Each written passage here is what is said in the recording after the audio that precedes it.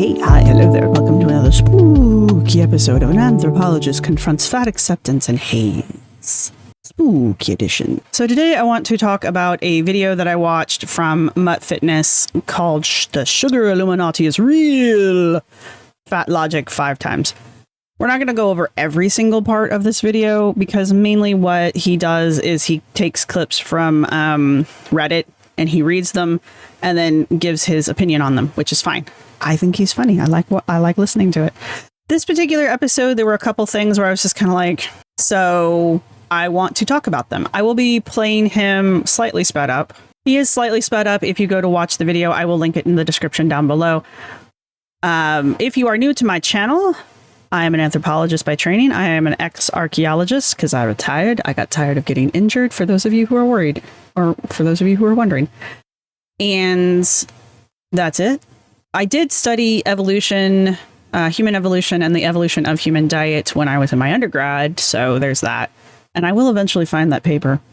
I kind of know where it is. I just don't want to go through the effort of getting it. So before we get started, I just want to say thank you to all of my supporters, thank you to my subscribers, and thank you to everyone who's going to hit the like button. Ding! Also, thank you to my members. I completely forgot to say that.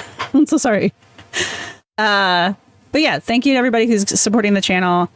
I'm floored by how well everything seems to be doing, and I really appreciate everybody's I just appreciate everybody's support and stuff. So thank you for all of that. Hopefully you guys are enjoying me branching out into different topics, and thank you for letting me do that. So the first thing we're going to talk about in the video here is the conspiracy that has recently been uncovered that dietitians are being paid money by large companies to basically go online and tell their followers that eating sugar isn't bad for your health, which goes against pretty much all of the established science and medical data out there. The other thing that we will be talking about in this first clip is aspartame. And before we get into it too much, I don't like aspartame because I don't like the way it tastes. I don't like the way most non-sugar sweeteners taste, and that includes stevia, which is unfortunate, I realize, but I don't like them. They taste bad to me.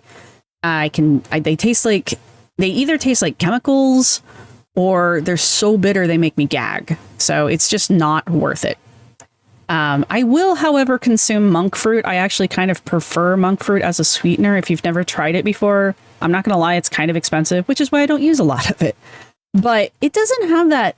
Even sugar has an aftertaste, and many of you might know what I'm talking about, but like the monk fruit doesn't have that weird filmy aftertaste that sugar has. So I kind of dig it.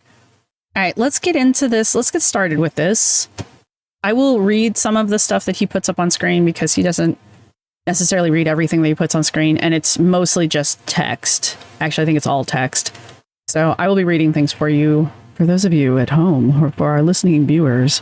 There's been a conspiracy that's been on my mind for a while that a lot of these fat activists have been paid off by the sugar industry and other related industries. He's not actually joking. I mean, I know it sounds like he's joking, but he's really not. This has at least in part been partially proven. Spring Drop brings us an article. So this is from our Fat Logic from Spring Drop. Well, there it is. Now I see why all those skinny white women in sports bras are all over TikTok peddling FA's talking points. This is my biggest complaint about Abby. And one of the main reasons I kind of stopped watching her way back in the day before I even knew fat acceptance was a thing was Abby likes to push these health at every size, fat acceptance talking points, and she clearly does not follow them herself. Okay. And yeah, you do see a lot of dietitians and nutritionists and health influencers on TikTok and on Instagram who are all like, oh, it's fine to eat sugar. Nom, nom, nom. Fat acceptance rhetoric. Nom, nom, nom. Health at every size. Nom, nom, nom. You're fat phobic if you want to be healthy. Nom, nom, nom. So what's your excuse for being healthy then? Or are you just fat phobic and hypocritical? Or maybe you just know it's bad for your health and you don't want to die at a young age. I don't know. Cool. Food companies, including sugar and soda producers, are paying dietitians to promote their products and deliver industry-friendly messages on Instagram, TikTok, and Facebook. The article starts by talking about aspartame and related things. A registered dietitian Maybe that is too fast. I think I sped him up to 125. Never mind, I slowed him back down again because I think he's talking too fast. Told her 2.2 million followers on TikTok, Tam, and related things. Okay. Warnings about artificial sweeteners were clickbait. The article starts by talking about aspartame and related things. A registered dietitian told her 2.2 million followers on TikTok that 2 warnings about artificial sweeteners were clickbait based on low-quality science. All right. Before we go any further, I'm going to believe the WHO, the World Health Organization. I'm going to believe them over some woman on TikTok. I'm sorry. If you don't agree with that, I know there's all these conspiracies about the WHO, whatever. I'm going to listen to them before I listen to Rando on TikTok. Just FYI. Now, 2.2 million followers. Man, I wish the WHO had that many. Maybe they should start their own TikTok. Do they? Do they have a TikTok? I don't know. But maybe they should start one. And then they can start telling people real things. But they have to make sure it's like catchy and cute. And they got to hire some attractive woman to wear a sports bra and eat shit while telling everybody not to eat things. I don't know. TikTok's a weird place, man. I want to talk about this specific detail. So this is a webpage from the World Health Organization, and it was published in July of 2023, so it's still timely. And this is aspartame hazard and risk assessment results released. Before moving on to the things that proved that people are being paid off to say that sugar is a good thing. This is from the World Health Organization's webpage. According to WHO, aspartame is classified as possibly carcinogenic to humans, with a daily acceptable limit of 40 milligrams per kilogram of body weight. I dug a little deep. Okay, so this says assessments of the health impacts of non-sugar sweetener aspartame are released today by the International Agency for Research on Cancer and the World Health Organization and the Food and Agricultural Organization Joint Expert Committee on Food Additives, citing, quote, limited evidence, end quote, for the carcinogenicity, you can come for me if you want, in humans. The International Agency for Research on Cancer classified aspartame as possibly carcinogenic to humans, and the Joint Expert Committee on Food Additives reaffirmed the acceptable daily intake of 40 milligrams per kilogram of body weight. Milligrams per kilogram of body weight. I dug a little deeper than that. Colorado State University adds 50 milligrams per kilogram of body weight. For a 150-pound person, 3,409 milligrams a day would be safe, according to the FDA.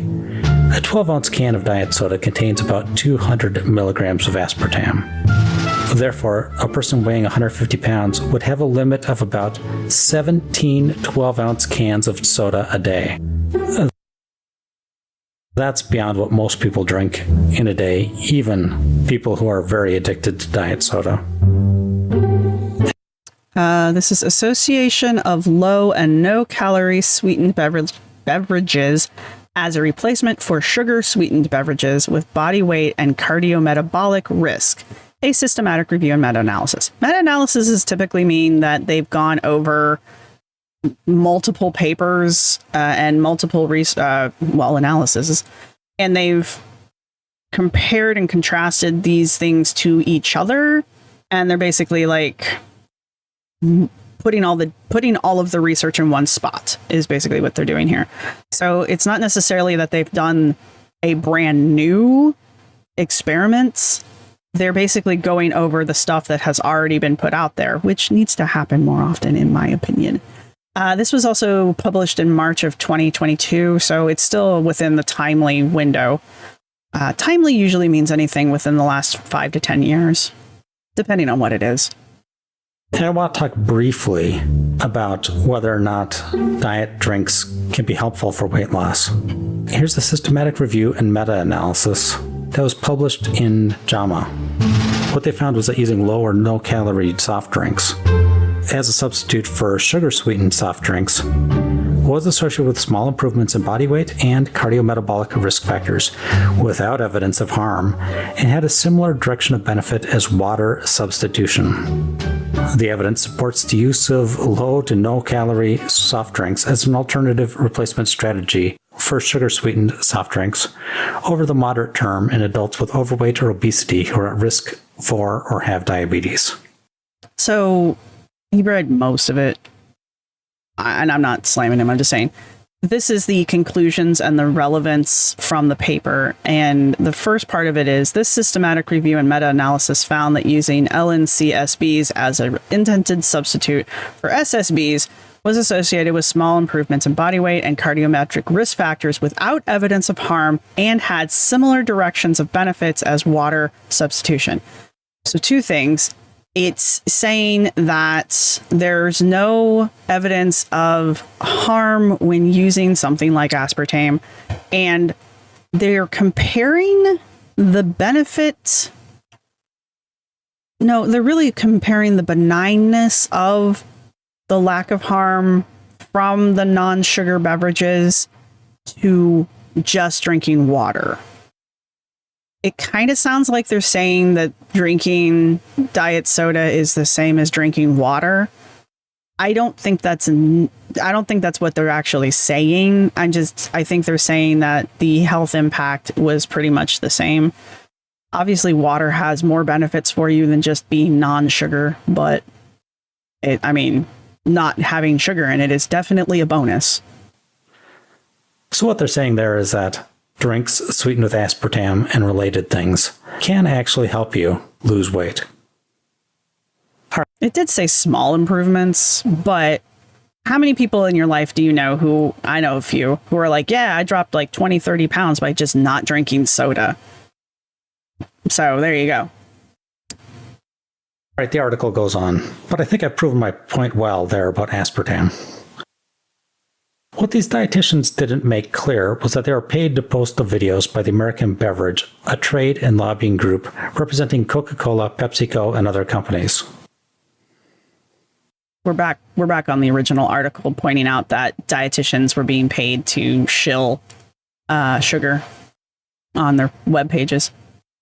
Since I think I did a more scientific backing of the fact that aspartame is safe, where is my giant pile of cash from these companies?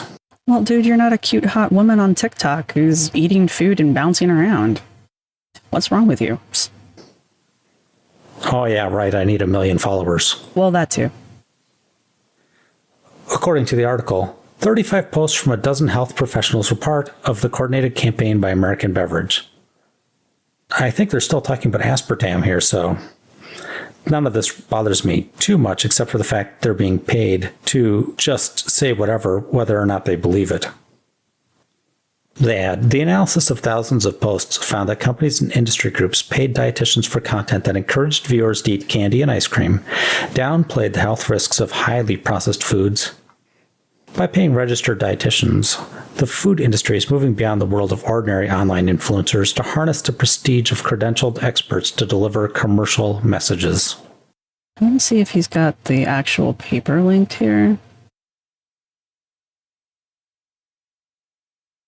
He does not. That is unfortunate. Let's back up a little bit then.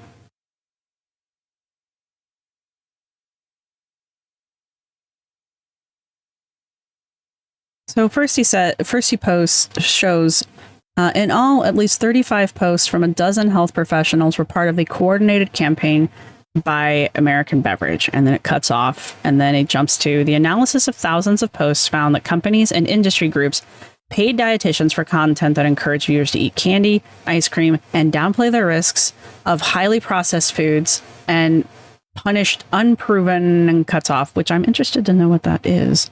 Dyslexia is a hell of a drug, folks. Okay, this one. Sorry, let's start over from the top.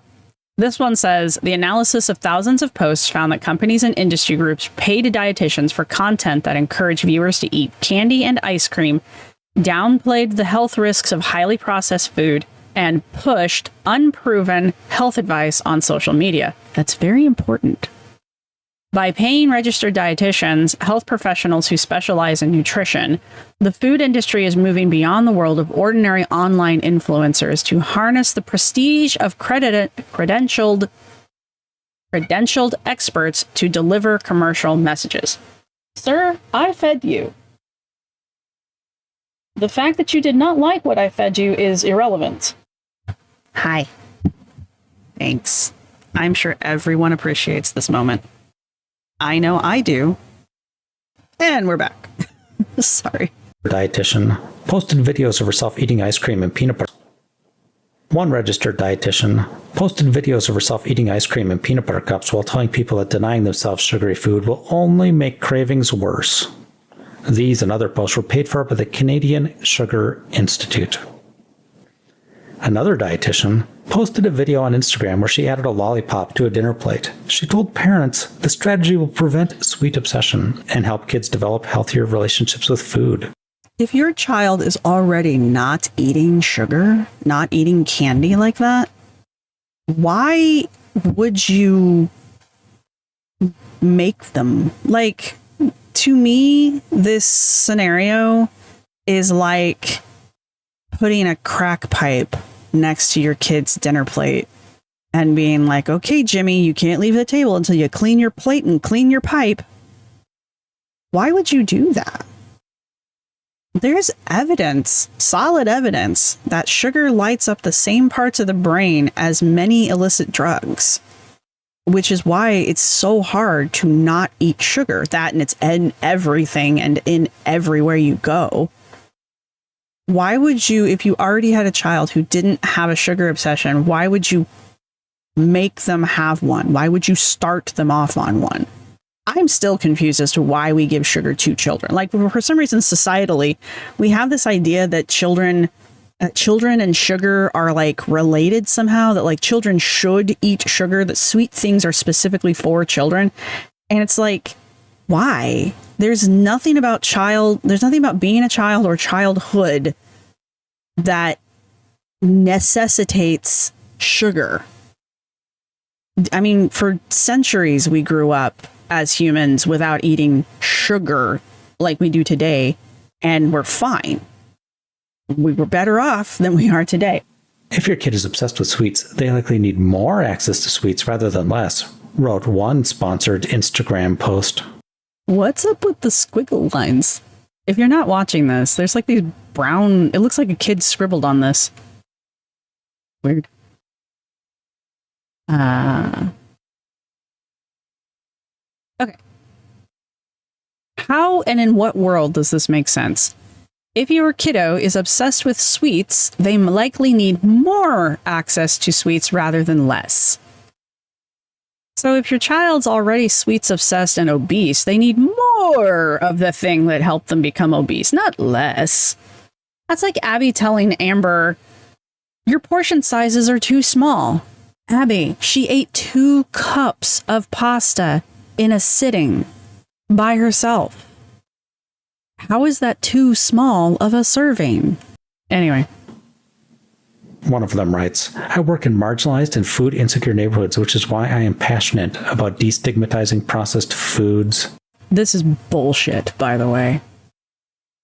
If you were really passionate about helping people in marginalized and food insecure neighborhoods, which are real, they are real things. They're called food deserts, and they exist. I used to live in one. The solution to the problem is not to build a freaking McDonald's. You would actually be pushing to have grocery stores put in place that sell whole foods like vegetables and fruits and meats and dairy and cheeses, things that are actually good for you to eat, not McDonald's and processed foods. Processed foods are the devil, okay?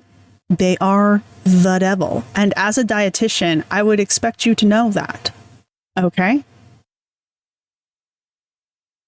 So tell me that you really don't give a shit about the people you're supposedly trying to help without telling me that you don't give a shit about the people you're supposedly trying to help. No. Poor people, how condescending is this as well? No. Poor people don't get to have fresh foods. They have to live on processed foods. So don't think of processed foods as poor foods, even though I'm literally stating that processed foods are poor foods. How dare how dare a poor person buy a steak or buy cheese or buy fresh fruits and vegetables? How dare they eat the foods that have been reserved for the rich? Okay, sure. So which one of us is being the asshole here? So she's helping poor people by encouraging them to eat unhealthy foods. What a hero. Cats and jigsaws replies to all of that. This stuff has real consequences. I have BED, and the idea that binging is caused by restriction of sweet junk foods, and that you need to cure yourself with something akin to exposure therapy with these foods is now more or less orthodoxy in the BED community, and with many RDs and even MDs. So many sufferers are now terrified to get rid of their trigger foods because the restriction will make them binge, and of course they continue to binge on the trigger foods. It's awful. Anonymous adds, no way, for 3 years now. I've wondered why registered dietitians were pushing eating junk food and not losing weight, when said dietitians were thin themselves, when it seemed so unhealthy. Was it a conspiracy? No, they were getting paid by junk food companies. I actually took their advice to add more candy to my diet because apparently it would make me binge less on sugar. Newsflash, it didn't work. And I felt like they were all lying just to appease the masses, but didn't have any proof. Groundbreaking age. I knew they were shills. These skinny women claiming all the stuff was fine never sounded right to me. It's like saying just add a little bit of meth into your normal routine. It's totally fine. That way you don't become a meth addict. Destigmatize meth. Like what? Suspicious plant. Ha! I knew it. It was a thin woman every single time, eating a donut, doing some stupid happy dance, and telling you to eat whatever you wanted, and saying that binge eating was just the result of restriction, and to eat whatever the heck you want.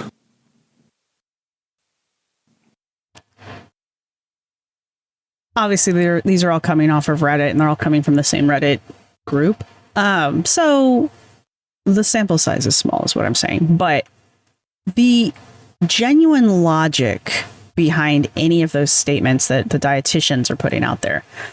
Eat sugar because it will make you not want sugar.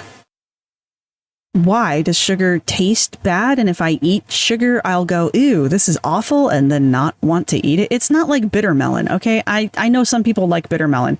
Oh, God, no. All right? I've tried it 3 different ways now, and I'm just like, no. Okay? And people still are like, oh, you just haven't tried it the right way yet. You'll love it if you do XYZ to it. Okay, that's actually how you get people to not want to eat something. Okay? Sugar not only tastes good, I don't care what Alan Carr wants to say.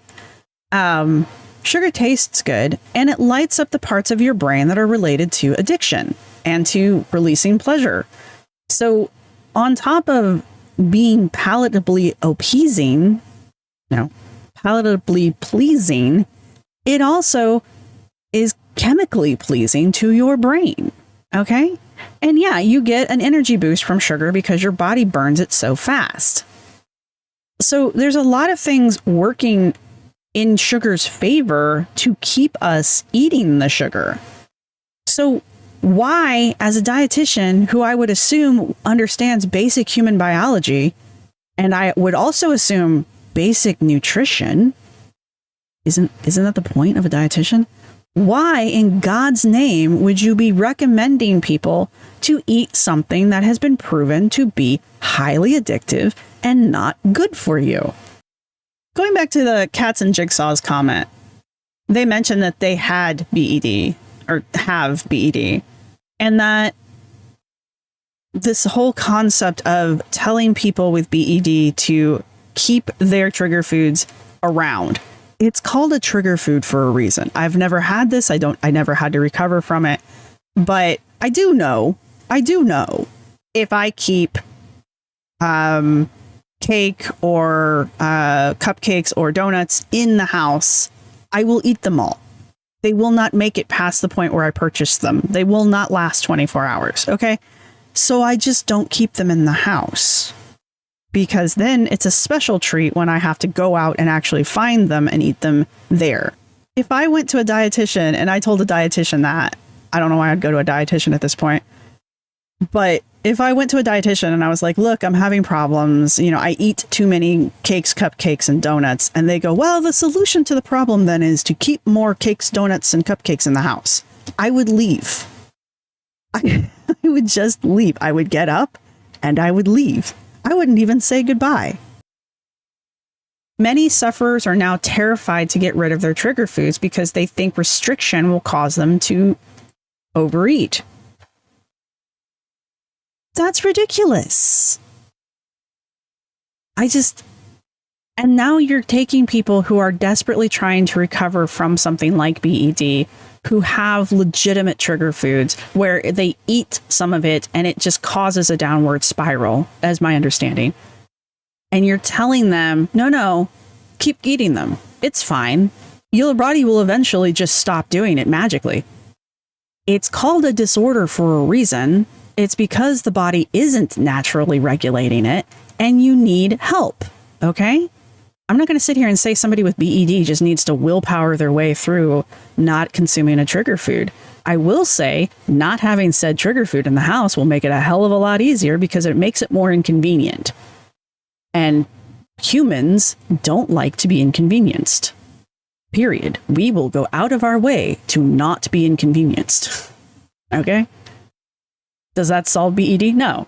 BED is very complicated. I don't know a lot about it. I don't suffer from it. I don't actually know anybody who does other than the people I react to. So I'm just going to assume it's a lot like other things that I do have. And yeah, just telling myself no is not good enough. But making it more inconvenient for myself slows it down, I guess. It's like putting a tree branch across the road. I now have to get out of the car, move the tree branch, and then I can get back in the car and keep driving. Or I can go, damn, there's a tree branch in the middle of the road, and then turn around and come home. If that made sense. The next one was this person here, the anonymous person. They said that because of the influencers on TikTok and the crap that they were hearing them say about adding sugar and candy into their diet would actually curve cravings and not create cravings, they took that advice and added sugar to their diet, and all it did was make them crave and binge on sugar more. Duh. This poor person looked to these people as figures of authority, as they were selling themselves as. She took their, I'm going to assume it's a she, I probably shouldn't. They took their advice, added sugar into their diet because they wanted to quit binging on sugar, and all it did was cause them to binge on sugar. And what happens in this situation is the person's like, oh my God, what am I doing wrong? What's wrong with me? Why am I not reacting the way the highly educated authority on this says I should be reacting? They said if I eat sugar, I won't crave sugar, but yet I'm eating the sugar and I crave the sugar. What's wrong with me? Nothing. That's literally how it works. And you've got these people who are supposed to be educated and who are supposed to be doing good stuff for your health, who are here lying to you and getting away with it. Okay? It's kind of gross. And this is exactly why if I see a dietitian on TikTok or on YouTube or on Instagram, just anywhere on social media, I just instantaneously assume they're a fraud. I just instantaneously assume that. Okay? And once I hear them start pushing FA and Hayes rhetoric, I just know they're a fraud, and I will tune out anything and everything they have to say from that point forward. They could tell me I am on fire, and I will legitimately be on fire, and I will not believe them because that's how little I trust what comes out of their mouths. I think I would notice I was on fire, though. I feel like that's something that you would notice. Let's also keep in mind that sugar used to sell itself as a diet food. Now, granted, this was back in the 50s, but that mentality has kind of stuck. There was this shift around the 60s, 50s, 60s. I'd have to look up the actual dates, but there was this shift away from fat-laden foods, fatty foods, to eating sugar as a replacement. Because fat was seen as being bad for your health. And I think we have Ansel Keys to thank for that as well. But I'm doing something else with Ansel. Ansel Keys. I do actually have a lisp, and it comes out occasionally. But there was this idea that fat caused heart disease and that not eating fat would make you more healthy. And it turns out that's not necessarily true. It's more processed foods. But to counterbalance that, the sugar industry took advantage of the vacuum that was created by people pulling fat out of all of the foods that they were making, all of the processed foods and stuff. And we're like, hey, sugar doesn't have anything wrong with it. Sugar's not going to hurt you. Sugar even gives you energy. It has no calories. It'll just give you energy. So let's put sugar in things because it'll make it taste better and people will feel peppy afterwards. The next section is called word salad, sophistry. Hefty Dig brings us. For anyone failing to grasp how it is for thin people to constantly center their thinness in posts about size, this is what we hear. I'm not like you. I need everyone to know what I am so that they don't assume I'm like you. I like to distance my proximity to fatness because without privilege, what am I? Also, that's essentially how social power structures under Western colonialism work, which fat phobia is a direct product of. By the way, thinness was constructed as a quality of whiteness supremacy. Clinging to markers that separate you from the other is a way for white people to hold on to their power, and you're drinking the Kool-Aid. All right. No, you are wrong. First off, this person is clearly projecting, whoever this person is. And now we get into this part. That's essentially how social power structures under Western colonialism work, which fat phobia is a direct product of, by the way. I suppose we could argue that the fat acceptance / haze rhetoric of what fat phobia means is part of a Western colonial outlook because most of the people who are within fat acceptance and haze are extremely concerned about Western colonialism to the point where I don't actually think they know what that means. And they heard something on TikTok one time and they liked the way it sounded. And so they just kind of ran with it. Fat phobia does have an actual medical description because it's part of how you diagnose certain other eating disorders, as my understanding. But the way FA and Hayes uses fat phobia is more of a colloquialism. I think I said that wrong. Keep going up in my colloquialism. Working on that novel. Still writing that novel.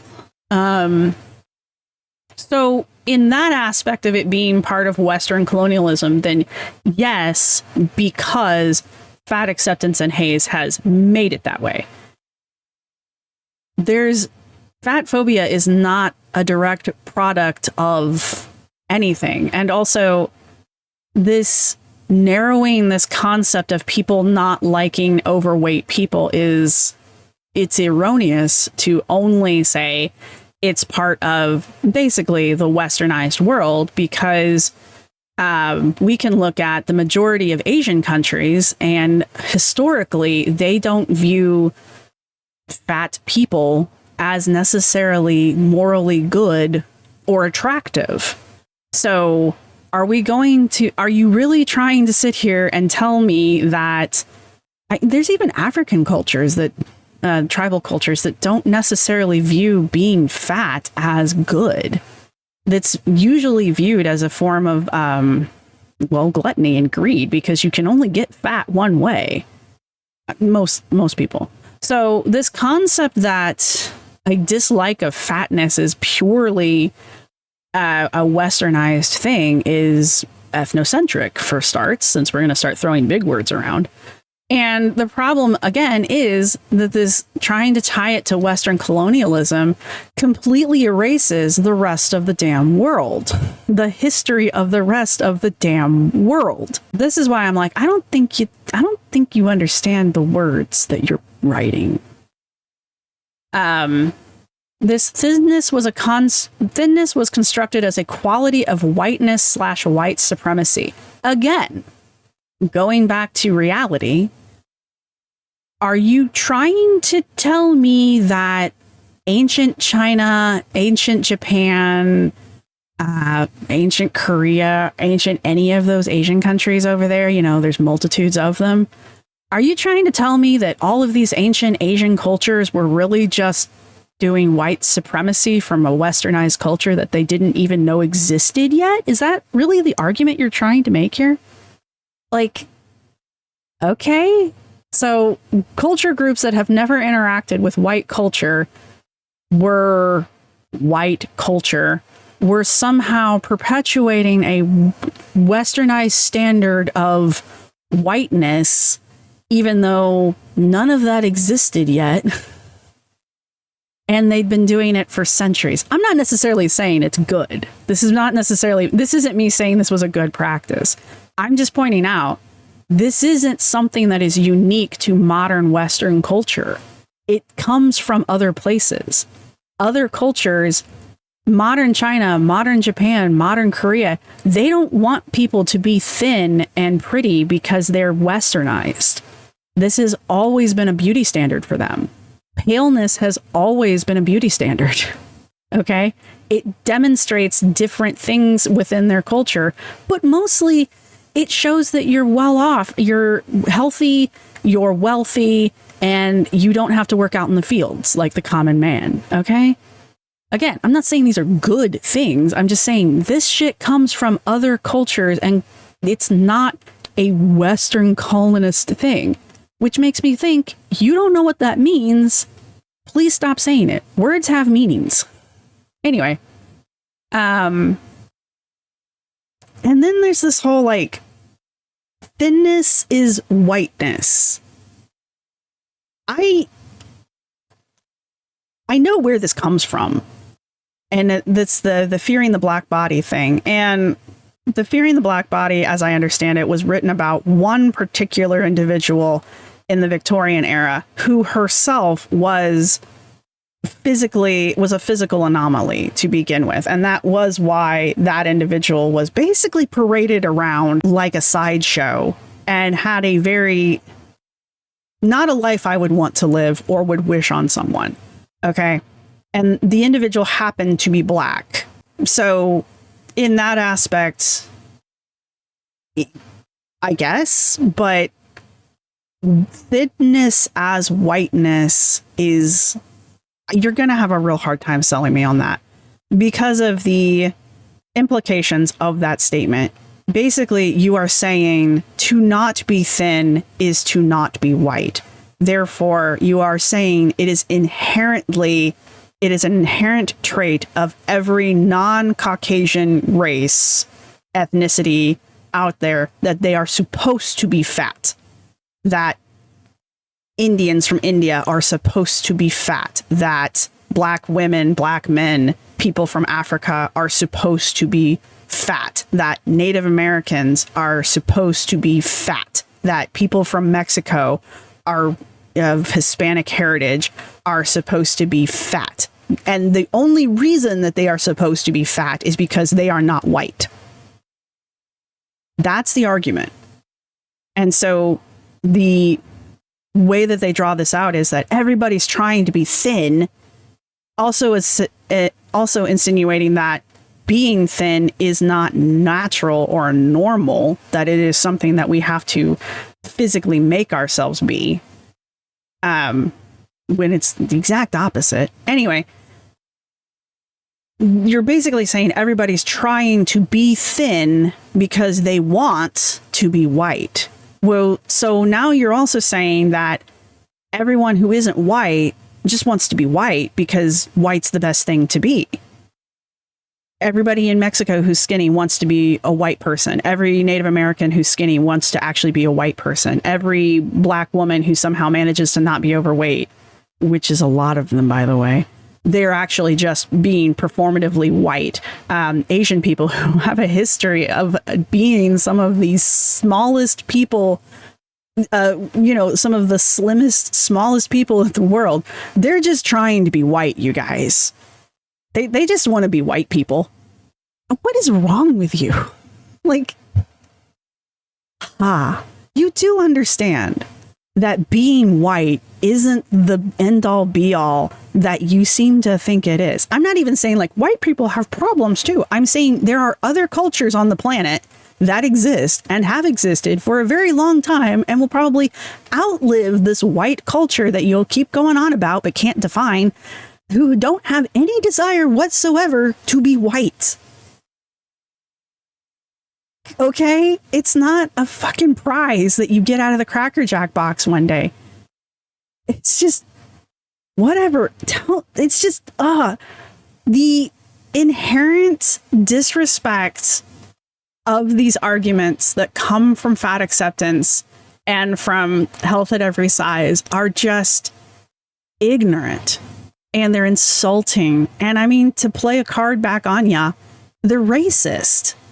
You really want your argument to be non-white people are supposed to be fat, that they can't help it, that it's just the natural state of themselves is that they are fat. Anyone who chooses to not be fat, who is of one of these other ethnicities, other races, is really just trying to performatively be white because obviously, why wouldn't you want to be white? We have cookies over here, you know, and that this concept of whiteness goes back so far in human history that it existed in cultures that had never interacted with white people. This makes no sense, and it ticks me off, and I think I've ranted about it for enough time now. But yeah, and then on top of it, you want to throw words like Western colonialism and whiteness and white supremacy. And what's the other one in here? Othering a people, othering non-white people. Person who wrote this, the concept of othering, you just did that. And then on top of it, you assert that the only power that there is in societal structure is whiteness. So that means every culture in the world is really just trying to be white, and that they balance their power not on money or legacy or control over resources, but on how white they are. The next section is called Trying to Sound Important. Sparkle Fart from Kmart brings us. In the early 1980s, public health organizations around the world recognized the stigma attached to HIV/AIDS and responded accordingly. Did they succeed? It depends who you ask. I personally think there is still stigma attached to HIV, but I'm no expert. The point I'm making here is that these organizations recognized and responded to stigma. The same organizations who have been waging a war on obesity and warning us about an obesity crisis for decades now. So why were they taking steps to address HIV stigma but are actively contributing to weight stigma? Is it because they care more about certain marginalized communities than they do about others? No, it's just that weight loss is a big business. We're talking hundreds of billions of dollars a year, big business. That's the difference, because if you cared about the health of fat people and you knew weight stigma negatively impacted it, you would do better. It's that simple. Okay, let's go back to the beginning of this argument. In the early 80s, public health organizations around the world recognized the stigma attached to HIV/AIDS and responded accordingly. I still remember Ryan White, who was a 13-year-old boy who contracted AIDS through a blood infusion. I'm assuming it was back before we could scan blood for that. He fought to his deathbed for the right to go to school, to public school, because the schools didn't want him there because he had AIDS. Okay? So I remember that. I remember people telling me and people around me. Now, keep in mind, I was young in the 80s. I was still a wee one in the 80s. But I remember stories about how you couldn't get AIDS if you weren't gay, that only gay men got AIDS. I remember that there was that whole religious thing, like God's punishing gay men for being gay by giving them AIDS, and which never made any sense to me because I'm like, what about gay women? But apparently they don't exist. When AIDS really took off, the problem with AIDS was we didn't really completely, we as a country, I think as the world, we didn't really understand what it was, how it was actually we knew it was sexually transmitted, but we didn't really know. And we thought that was the only way it could be transmitted. And then there were people who thought it was like crabs and you can get it from a toilet seat or you could get it from hugging someone. People are like, oh, if they spit on you and they have AIDS, you can get AIDS from the spit. I mean, there were people, guys, there were people who were like, there were people who had really bad things happen to them just because people thought they had HIV or AIDS. Okay. They didn't even have to have it. People just assumed that you did and would then do really bad things to you because they thought it was okay. They thought you were immoral or you were bad or you were being punished by God. Okay. For a disease that some people were contracting from blood infusions, from there's things I can't say. Christ. Like Ryan White got it from a blood infusion. There were several people that did. I think he was just the youngest. There were people who were sharing paraphernalia that you would use if you were using illicit substances. It's still an issue. There were people being born with it. Okay? It was a thing. And it's deadly. We've only recently come out with a medication that controls levels of HIV in the blood to make them almost, or I think they are completely undetectable. Recently, we've just gotten this drug. Okay. It's taken us till 2000 and I think I heard about it last year. So 2022 to get a medication that could effectively fight HIV in the system. I mean, granted, you're probably on the drug for the rest of your life. Let's put it that way. We can talk about the medication some other time. We just got that within the last 2-3 years. Okay. Where am I going with this? This is not a comparison. You being fat is not the same as the trials and to a point to the, oh God, I can't even talk. You being fat is not comparable to the treatment and the stigma of having AIDS and having HIV in the past. All right. Your obesity is not comparable to a 13-year-old who is fighting the education system to go to school because he just wanted to be a normal kid. Okay?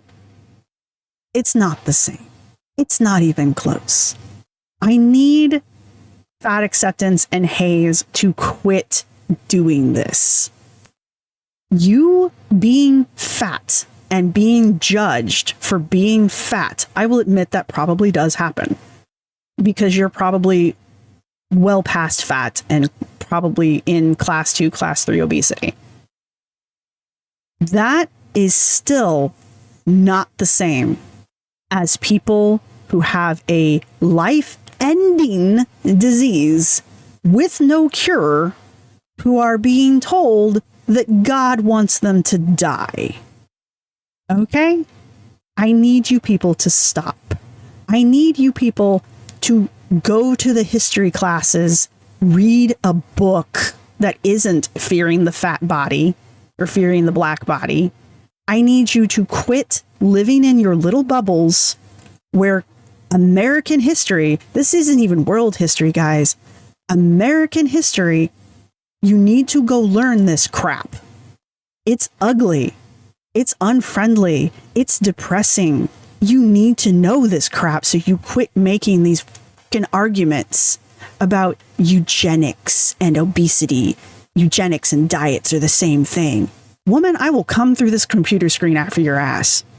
You being fat and having somebody make fun of you for it is not even comparable to the hundreds of people who died from AIDS.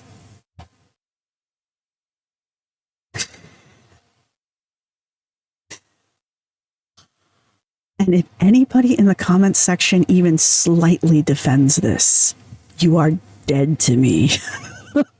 I will not tolerate it. This is awful. Just awful. All right. I think I'm going to end us here just because, like, I'm super aggravated at this point. And I might do a few more of these if you guys like them. I won't ever respond to an entire Mutt video just because, like, this one's an hour long and y'all know I can talk. But there's usually just like one or two of them that really get me going. So those are probably, I'll need to make notes next time, but those are probably the ones that I will respond to. But if you haven't watched Mutt Fitness or listened to any of his stuff, I recommend you guys heading over there and watching his videos. I like to turn them on while I'm driving because you don't have to look at the screen. He usually reads the majority of what's on the screen. So you can just kind of cruise along. It's like a podcast. It's really kind of nice. I think his voice is very soothing. So I guess I'm recommending his channel to you. And if you already follow Mutt Fitness and enjoy it, let me know down in the comments down below. And since we're talking about Mutts, go ahead and leave a dog emoji down in the comments section for Mutt Fitness. If you go over there and comment on his video, tell him I sent you. He has no idea who I am. And thank you to everybody who supports this channel. Thank you to my subscribers. Thank you to my members. You guys rock. Thank you to everybody who's going to hit the thumbs up button. This is your third reminder to hit the thumbs up button. And I will see everybody in the next one. Bye. Ooh.